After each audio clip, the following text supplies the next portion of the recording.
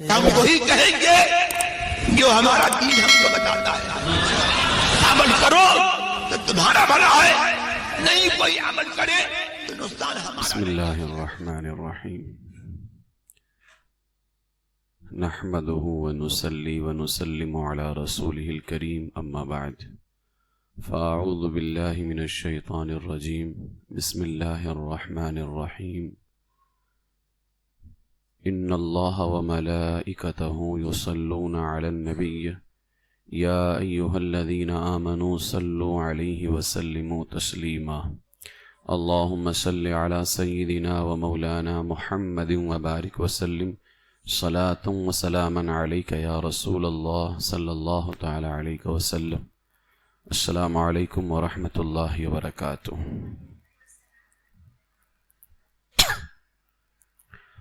آج ہمارے معاشرے میں مسلمانوں کی ایک بہت بڑی تعداد خوشی کے لمحات کو اللہ تعالیٰ کی نافرمانی کے کاموں میں گزار دیتی ہے.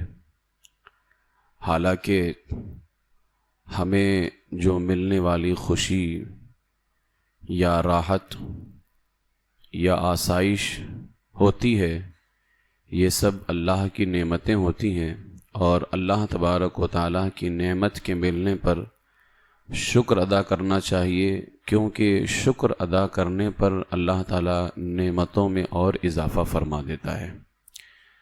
اللہ تبارک و تعالیٰ خود ارشاد فرماتا ہے لئن شکرتم لازیدنکم، اگر تم میرا شکر ادا کرو گے تو میں تمہیں اور عطا کروں گا اور بڑھا کر کے دوں گا.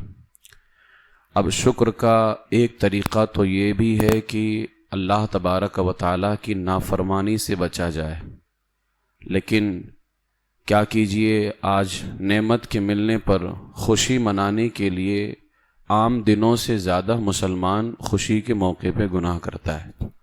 آپ دیکھ لیں اسلام ہمیں خوشی منانے سے منع کبھی نہیں کرتا ہے، اور اسلام سے زیادہ خوشی کون مذہب دے سکتا ہے؟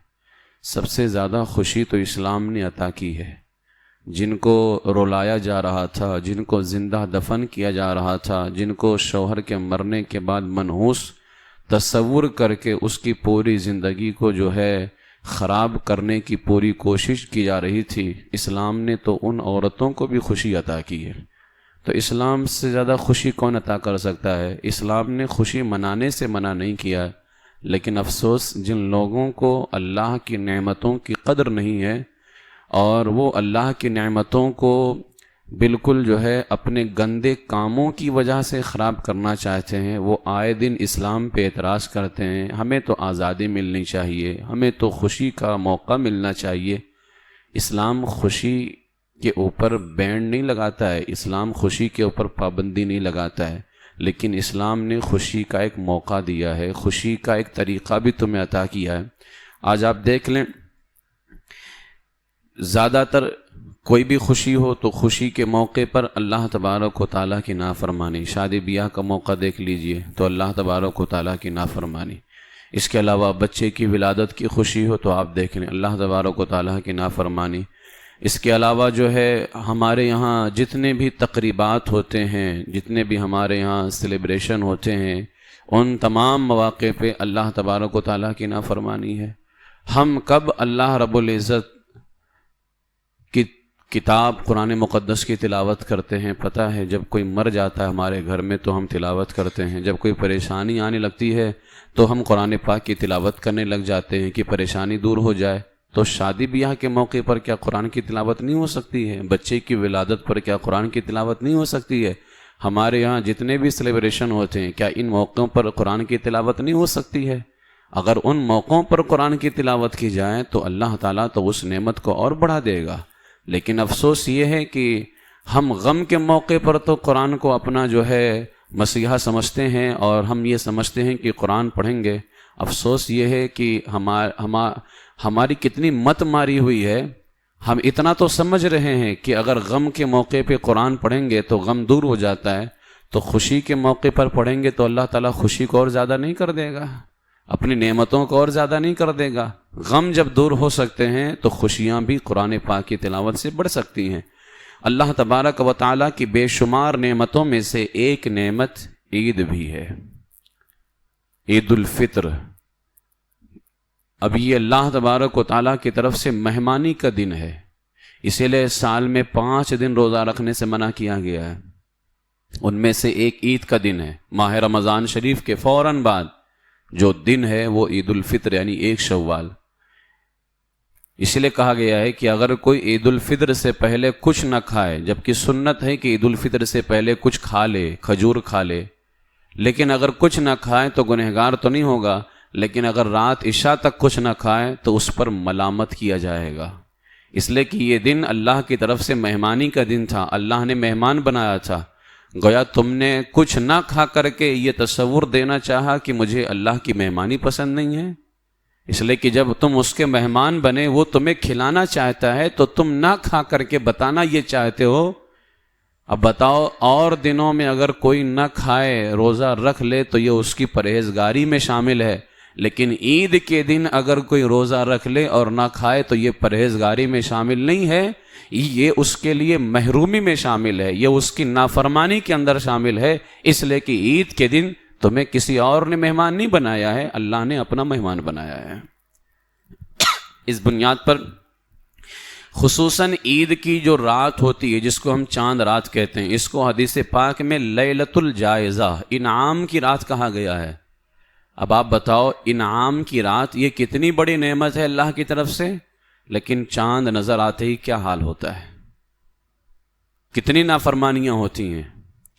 میرے آقا سید عالم صلی اللہ تعالیٰ علیہ وسلم کے صحابی حضرت عبداللہ ابن عباس رضی اللہ تعالیٰ عنہما، ان کی ایک روایت، ان سے 2 روایتیں، ایک روایت میں یہ ہے کہ جب عید الفطر کی مبارک رات تشریف لاتی ہے تو اسے لیلۃ الجائزہ یعنی انعام کی رات کے نام سے پکارا جاتا ہے۔ انعام کی رات، لیلۃ الجائزہ، لیلہ کہتے ہیں رات کو اور جائزہ کہتے ہیں انعام کو، لیلۃ الجائزہ یعنی انعام کی رات۔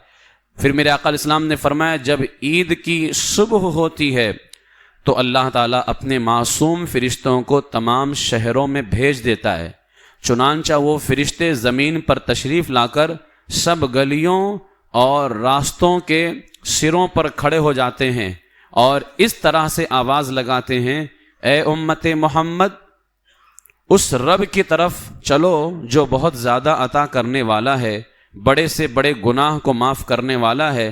پھر اللہ تعالیٰ اپنے بندوں سے یوں خطاب کرتا ہے، اے میرے بندو، مانگو کیا مانگتے ہو، میری عزت و جلال کی قسم، آج کے روز اس نماز عید کے اجتماع میں اپنی آخرت کے بارے میں جو کچھ سوال کرو گے پورا کروں گا، اور جو کچھ دنیا کے بارے میں مانگو گے اس میں تمہاری بھلائی کی طرف نظر کروں گا، یعنی تم نے دنیا کے معاملے کے متعلق مانگا تو وہی دوں گا جو تمہاری بھلائی سے متعلق ہوگا، اور اگر تمہارے لیے برائی ہوگی تو میں اس کو عطا نہیں کروں گا۔ اللہ فرماتا ہے میری عزت و جلال کی قسم، جب تک تم میرا لحاظ رکھو گے، میرا لحاظ رکھو گے مطلب یعنی مجھے مانگتے رہو گے، میری عزت کرتے رہو گے اور میری بارگاہ میں آتے رہو گے، اللہ فرماتا ہے میں بھی تمہاری خطاؤں پر، تمہارے گناہوں کی پردہ پوشی کرتا رہوں گا، چھپاتا رہوں گا۔ میری عزت و جلال کی قسم، میں تمہیں حد سے بڑھنے والوں کے ساتھ یعنی مجرموں کے ساتھ رسوا نہ کروں گا۔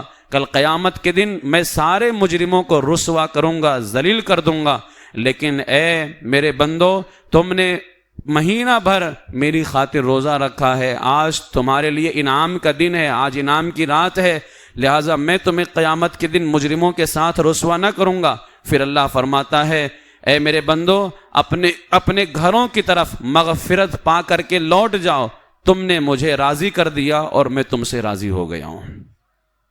کتنی بڑی دولت اللہ تبارک و تعالیٰ نماز عید میں آنے والوں کو عطا فرما رہا ہے، لیکن کتنے افسوس کی بات ہے، نماز عید پڑھ کر کے کتنے نوجوان پکچر دیکھنے کے لیے جاتے ہیں کہ نہیں جاتے ہیں؟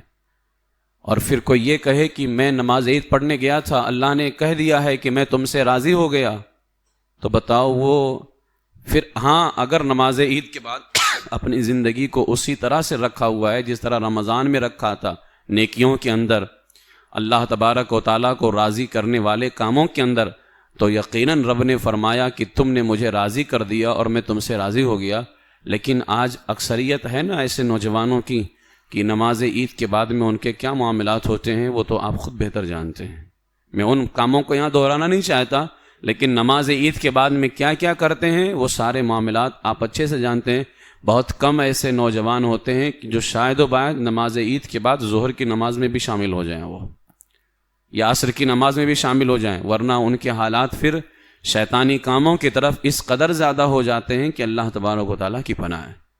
حضرت سیدنا وہب بن منبہ رضی اللہ تعالیٰ عنہ یہ فرماتے ہیں کہ جب بھی عید آتی ہے شیطان چلا چلا کر کے روتا ہے.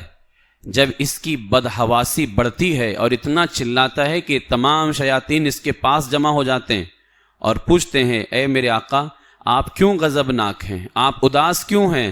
تو ابلیس کہتا ہے ہائے افسوس، اللہ نے آج کے دن امت محمدیہ کو بخش دیا ہے، لہٰذا تم رسول پاک کے غلاموں کو نفسانی خواہشات کے اندر مشغول کر دو.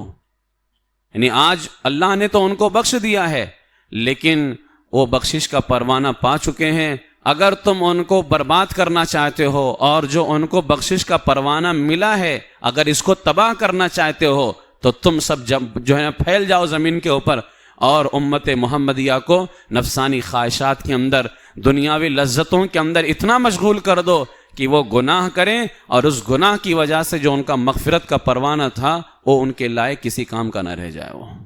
اور شیطان اپنے اس کام کے اندر جو ہے مصروف ہو جاتا ہے. اس لیے میرے عزیزوں آج عید کے دن بھی ہمارے اس طرح کے بہت سارے معاملات ہوتے ہیں.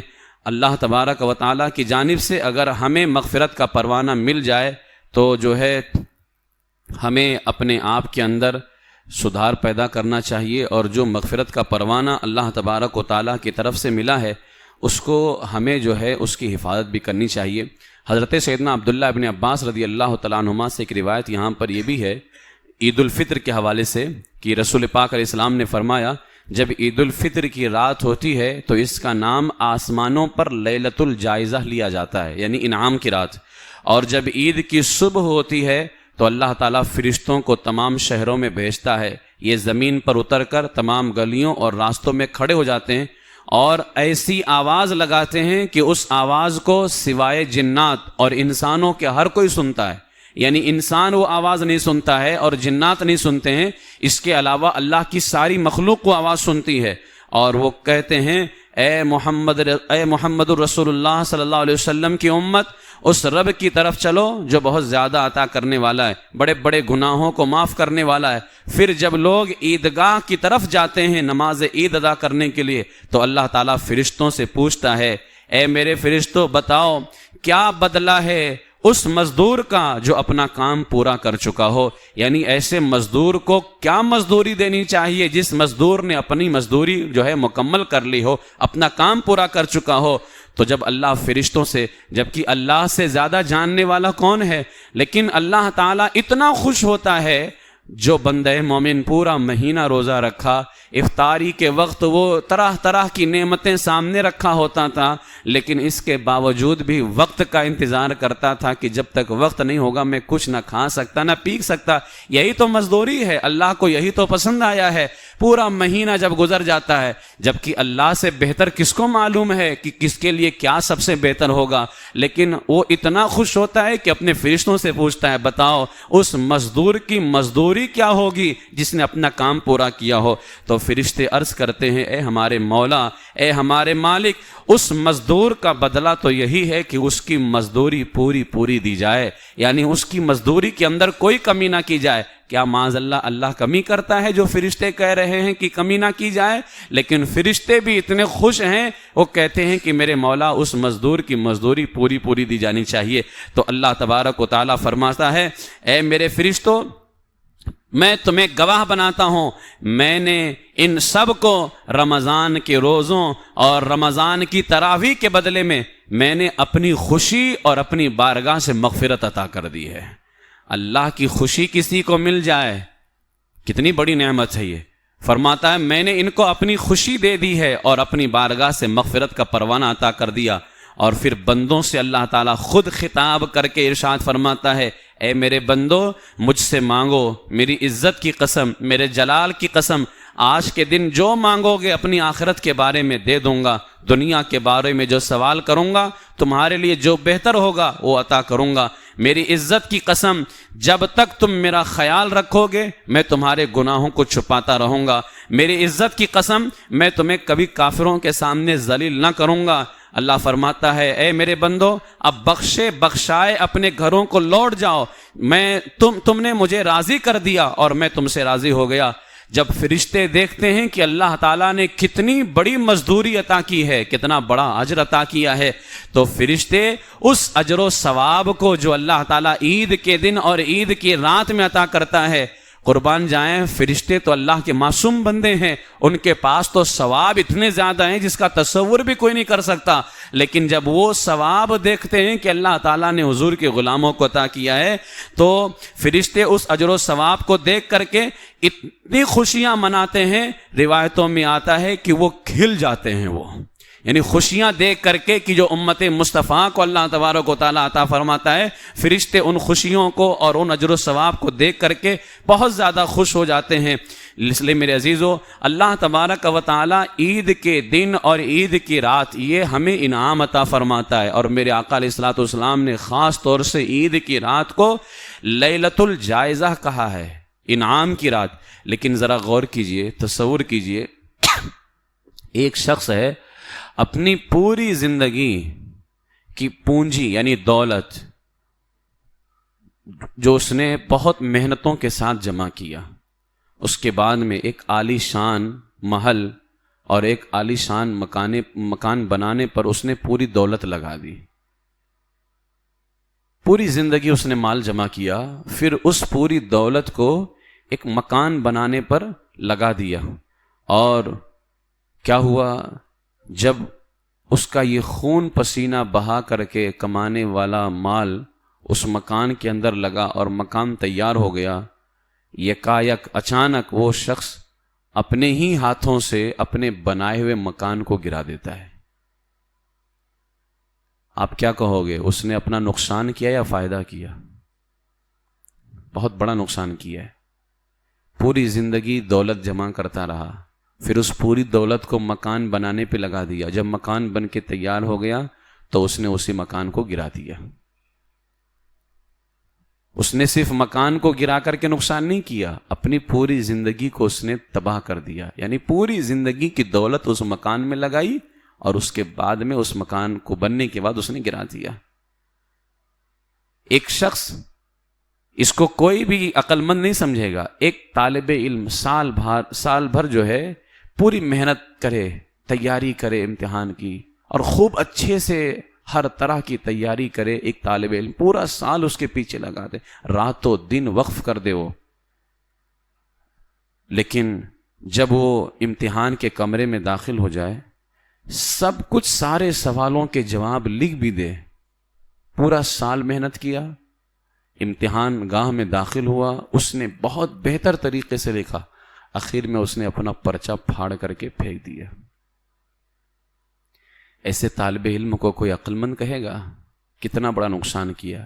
صرف اپنا پرچہ نہیں پھاڑا، اس نے سال بھر کی محنت کو خراب کر دیا ہے، اس لیے کہ اب اس کو وقت نہیں ملے گا دوبارہ امتحان دینے کا، اس کا صرف آج کا 3 گھنٹہ یا جتنا بھی دیر بیٹھ کر کے اس نے لکھا وہ نقصان نہیں ہوا، سال بھر کی محنت اس نے خراب کر دی ہے۔ اب دوبارہ اس کو اس کے لیے پڑھنا ہوگا یا تیاری کرنی ہوگی، امتحان دینا ہوگا، اس کے لیے پورا 1 سال انتظار کرنا ہوگا۔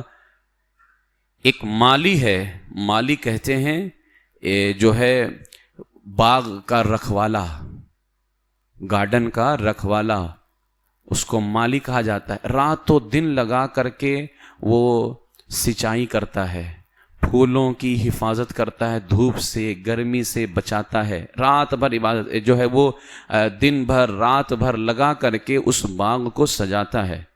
اس کے بعد جب یہ پودا یعنی کسی پودے کو وہ پانی دے رہا تھا، جب یہ پودا ایک تناور درخت بن جائے، ایک بڑا درخت بن جائے اور پھل دینے کے قریب آ جائے، اب بتاؤ وہ مالی تھا، وہ اس پودے کی حفاظت کیوں کر رہا تھا؟ تاکہ یہ پودا بڑا ہو جائے، اس سے پھل ملے تو میرا فائدہ ہو، سایہ بھی ملے گا، پھل بھی ملے گا۔ لیکن وہ راتوں دن لگا کر کے اس پودے کی خدمت کرتا رہا، پانی دیتا رہا، گرمی سے بچاتا رہا، دھوپ کی پرواہ کیے بغیر دھوپ سے اس کو بچاتا رہا، خود اپنے آپ کو دھوپ میں جلاتا رہا، لیکن اس پودے کی حفاظت کرتا رہا۔ جب وہ پودا ایک بڑا تناور درخت بن جائے اور پھل دینے کے قریب آ جائے تو مالی کیا کرے، کلہاڑا لے کر کے اس درخت کو کاٹنے پر آ جائے اور اس کو کاٹ کر کے رکھ دے۔ اب ذرا سوچئے وہ اپنے لیے کیا کر رہا ہے، فائدے والا کام کر رہا ہے یا نقصان والا کام کر رہا ہے؟ ایک بندہ جس نے پوری زندگی کمایا، آخر میں اس نے ایک عالیشان محل بنایا، جب بن کے تیار ہو گیا اس نے اس کو گرا دیا۔ ایک طالب علم پورے سال محنت کرنے کے بعد کمرہ امتحان میں داخل ہوا، سب کچھ لکھا، آخر میں اس نے لکھ کر کے پھاڑ کر کے پھینک دیا۔ ایک مالی، اس نے پودے کی بڑی حفاظت کی، لیکن جب وہ ایک تناور درخت بن گیا، پھل دینے کے قریب آ گیا، اس مالی نے کیا کیا، کلہاڑے لے کر کے اس کو کاٹ کر کے رکھ دیا۔ بتاؤ ایسے آدمیوں کو کوئی عقل مند کہے گا؟ ہرگز ایسا آدمی عقل مند نہیں ہو سکتا ہے۔ دنیا میں کیا ایسے لوگ پائے جاتے ہیں جنہوں نے پوری زندگی جو ہے محنت کی ہو، مال کمایا ہو اور آخر کے اندر مکان بنا کر کے گرا دے؟ نہیں پایا جاتا ہے۔ اور کوئی طالب علم ایسا پایا جاتا ہے جس نے سال بھر محنت کیا ہو، آخر کے اندر لکھ کر کے پھاڑ کر کے پھینک دے؟ کوئی ایسا مالی پایا جاتا ہے؟ لیکن افسوس یہ ہے کہ جس سے بھی پوچھو گے کہے گا کہ نہیں پایا جاتا ہے۔ لیکن مجھے بتاؤ، پورا رمضان جو ہم محنت کرتے ہیں، پورا رمضان جو ہم اللہ کی عبادت کرتے ہیں، ریاضت کرتے ہیں، پورا رمضان جو ہم طرح طرح کی عبادتیں کرتے ہیں، بتاؤ پوری زندگی کمانے کے بعد میں آپ نے مکان بنایا، اس مکان سے جو آپ کو فائدہ ہونے والا تھا، بتاؤ اس سے زیادہ فائدہ ہوگا یا پروردگار زیادہ فائدہ دینے والا ہے؟ پروردگار کی طرف سے جو انعام ملنے والا ہے وہ انعام زیادہ ہی فائدہ مند ہے۔ تو اب مجھے بتائیے، ہم پورا رمضان جو ہے تیاری کرتے ہیں کہ اللہ کی طرف سے ہمیں انعام مل جائے، پورا رمضان ہم نماز تراویح ادا کرتے ہیں، تلاوت قرآن کرتے ہیں، ذکر و اذکار کرتے ہیں، پورا ایک مہینہ ہم تیاری کرتے ہیں کہ ہمارا رب ہم سے خوش ہو جائے، ہمیں اپنی خوشی عطا فرما دے، ہمیں انعام عطا کر دے۔ اب مجھے بتاؤ ہم سے بڑا بیوقوف کون ہوگا جو پورا مہینہ تو تیاری کیا کہ اللہ کی طرف سے انعام مل جائے، اور جب انعام ملنے کی رات آتی ہے چاند دیکھتے ہی طرح طرح کے گناہوں کے اندر مبتلا ہو جاتا ہے۔ آج تو انعام ملنے کی رات تھی، آج تو پورا مہینہ جو اس نے مزدوری کی ہے اس مزدور کو مزدوری کا بدلہ دینے والی رات تھی۔ اللہ تبارک و تعالیٰ تو دے رہا ہے، اس کے دینے میں کوئی کمی نہیں ہے، وہ تو دینے کے لیے اپنے بندوں کو پکار رہا ہے کہ میرے بندوں آؤ لے لو، لیکن افسوس یہ ہے کہ بندہ خود جو ہے راہ راست سے بھٹک چکا ہے۔ اور چاند دیکھتے ہی آج ہمارے حالات کیا ہو جاتے ہیں، معاذ اللہ رب العالمین۔ عورتوں کا حال آپ دیکھنے جا کر کے کیا ہوتا ہے، چوڑیاں پہننے کے لیے عورتیں دوسرے مردوں کے ہاتھ میں ہاتھ دے کر کے چوڑیاں پہن رہی ہوتی ہیں۔ تو میں نے پورا مہینہ روزہ رکھا اور انعام کی رات میں جا کر کے غیر مردوں کے ہاتھ میں ہاتھ دے دیا کہ وہ تم کو چوڑی پہنا ہے۔ معاذ اللہ رب العالمین۔ عورتوں کو آپ دیکھ لیجئے، عید کے دن کا میک اپ کرنے کے لیے بیوٹی پارلر جا کر کے غیر مردوں کے سامنے اپنا چہرہ کھول کر کے بیٹھتی ہیں، ان کے چہروں پر دوسرا مرد ہاتھ لگا رہا ہوتا ہے۔ کیا انعام کی رات میں، انعام ملنے والی رات میں یہی سب ہمیں کرنا چاہیے؟ معاذ اللہ رب العالمین۔ جس دن اللہ تبارک و تعالی ہمیں اپنی خوشی عطا فرمائے، جس دن اللہ ہمیں مغفرت کا پروانہ عطا کرے، آج اس دن کے حالات یہ ہمارے ہو چکے ہیں۔ میرے آقا حضور سید عالم صلی اللہ تعالیٰ علیہ وسلم نے فرمایا 5 راتیں ایسی ہیں جس نے ان 5 راتوں میں قیام کر کے، رات جاگ کر کے، عبادت کر کے اللہ کو راضی کیا، اللہ تعالیٰ اس کی بخشش فرما دیتا ہے۔ ان 5 راتوں میں سے حضور نے فرمایا ایک رات لیلۃ الجائزہ بھی ہے، یعنی انعام ملنے والی رات ہے۔ میرے عزیزو، کل کی جو رات ہے، آنے والی رات، آج تو 29ویں تاک رات ہے، کل اگر چاند نکل آتا ہے تو کل آنے والی رات ہی جو ہے لیلۃ الجائزہ ہے، انعام ملنے کی رات ہے۔ پورا مہینہ ہم نے محنت کی ہے نا، پورا مہینہ محنت کی ہے کہ نہیں محنت کی ہے؟ معمولی محنت ہے یہ، دن بھر روزہ رکھنا، تراویح پڑھنا 1 گھنٹہ، اور دنوں میں ہم صرف عشاء کی 17 رکعات جو ہے ہمیں تھکاوٹ سی ہو جاتی ہے، لیکن یہ رب کا کرم ہی تو ہے۔ جبکہ ہم جو ہے، آپ کسی کے ہاں کام کریں، مزدوری کریں نا، تو آپ کا مالک آپ کے کام میں آپ کا سہارا نہیں بنتا ہے، وہ آپ کا سہارا بنتا ہے کہ آپ اینٹ اٹھا رہے تھے، وہ کہے کہ چلو میں بھی 1-2 اٹھا دیتا ہوں، سہارا نہیں بنتا ہے۔ لیکن اس پروردگار وہ کیسا آقا ہے، وہ کیسا مالک ہے، ہونا تو یہ چاہیے تھا کہ تم روزہ رکھو اپنے سے. تم تراویح پڑھ رہے ہو، تراویح پڑھو، لیکن اللہ فرماتا ہے نا یرید اللہ بکم اليسر ولا یرید بکم العسر. اللہ آسانی چاہتا ہے، تنگی نہیں چاہتا ہے. اس نے روزے کا حکم دیا، اب بندہ روزہ رکھ لیتا ہے. گرمی کے دن ہوتے ہیں، اللہ کی رحمت سہارا دیتی ہے، گرمی کے دنوں میں آسانی ہو جاتی ہے. بندہ تراویح نماز عشاء کے بعد تراویح 20 رکعت پڑھنا ہے، نماز عشاء سے بھی زیادہ رکعتیں. بندہ کھڑا ہو گیا، کبھی کبھار آدھا پارا ایک رکعت میں. بتاؤ تھوڑی سی سورہ بڑی ہو جائے عام دنوں کے اندر تو ہم جو ہے نا کھڑے نہیں ہو پاتے ہیں، لیکن جب پہلی رکعت کے اندر، دوسری رکعت کے اندر، شروعات کے اندر جب زیادہ تلاوت ہوتی بندہ کھڑا ہو جاتا ہے. اللہ تبارک و تعالیٰ فرماتا ہے میرے بندے تم میرے لیے کھڑا ہو گیا، میری رحمتیں تیرا سہارا بن رہی ہیں، آسانی ہو جاتی ہے. پورا مہینہ ہم مزدوری کر رہے ہیں، محنت کر رہے ہیں، اللہ تبارک و تعالیٰ اللہ کی رحمت ہمیں سہارا بھی دے رہی ہے. جس رب کی رحمت نے سہارا دیا تو انعام کے اندر تو کمی کر دینی چاہیے کہ تم نے کیا کیا، میری رحمت نے تو تمہیں سہارا دیا ہے، تم نے اپنے سے سارا کام تھوڑی نہ کیا ہے، میری رحمت نے سہارا دیا ہے.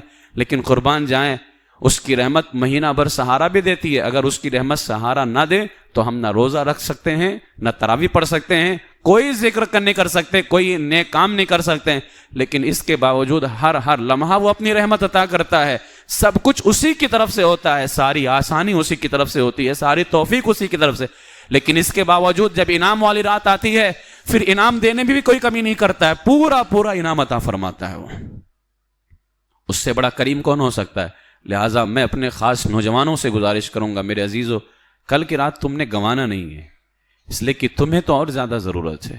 اس لیے کہ حضور علیہ السلام نے فرمایا جس نے اپنی جوانی بچا لی گویا اس نے اپنی دنیا اور آخرت دونوں بچا لی ہے. یہ حدیث پاک کا مفہوم پیش کر رہا ہوں کیونکہ جوانی ہی اہم مرحلہ ہوتا ہے انسان کی زندگی کا.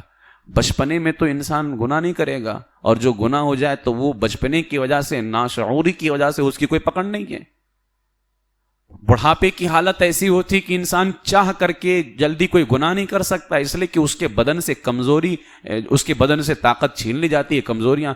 جوانی کا ایک مرحلہ ہوتا ہے جہاں خواہشات بھی ہوتے ہیں، طاقت بھی ہوتی ہے، سب کچھ. لیکن اس کے باوجود بھی اگر بندہ اللہ کی بارگاہ میں جھکا رہے تو میرے آقا علیہ الصلوۃ والسلام فرماتے ہیں اس نے گویا اپنی دنیا اور آخرت دونوں بچا لی ہے. وہ ٹھیک ہے. تو اس بنیاد پر کل کی جو رات ہے انشاءاللہ، کل بھی میں دوپہر میں انشاءاللہ بزرگوں کی عید آپ کو بتاؤں گا کہ ہمارے بزرگوں کی عید کیسے ہوتی ہے، تاکہ ہم اسی طرح سے عید اپنی گزارنے کی کوشش کریں. تو اللہ تبارک و تعالیٰ کی بارگاہ میں آپ میرے لیے دعا کریں، میں آپ کے لیے دعا کرتا ہوں کہ کل جو آنے والی رات ہے وہ ہماری مزدوری ملنے کی رات ہے. اور مزدوری دینے والا کون ہے؟ پروردگار عالم ہے، کوئی کمی نہیں کرے گا وہ. بلکہ وہ تو میرے آقا نے فرمایا نا، پورا مہینہ جتنے لوگوں کو اللہ بخشتا ہے، لاکھوں لوگ تو روزانہ افطاری کے وقت میں بخش دیے جاتے ہیں.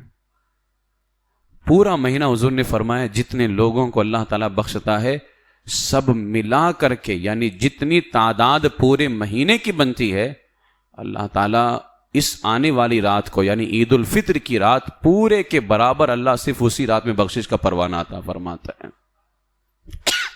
تو کتنی بڑی رات ہے، انعام کی رات ہے، مزدوری ملنے کی رات ہے. اس لیے جو اللہ نے وقت دیا ہے، کیا پتہ زندگی میں یہ انعام کی رات ملے کہ نہ ملے. آج جو لوگ قبرستان جا چکے ہیں وہ سوچ رہے ہوں گے کاش ہمیں انعام والی رات مل جاتی، ہم اللہ کی بارگاہ سے انعام پاتے اور آج ہماری قبر ایسی نہ ہوتی. لیکن مرنے کے بعد تو کچھ نہیں ہو سکتا ہے نا. اللہ نے ہمیں زندگی دی ہے، آپ کو انعام حاصل کر لو، ہو سکتا ہے کہ یہی انعام قبر کے اندر کام آ جائے.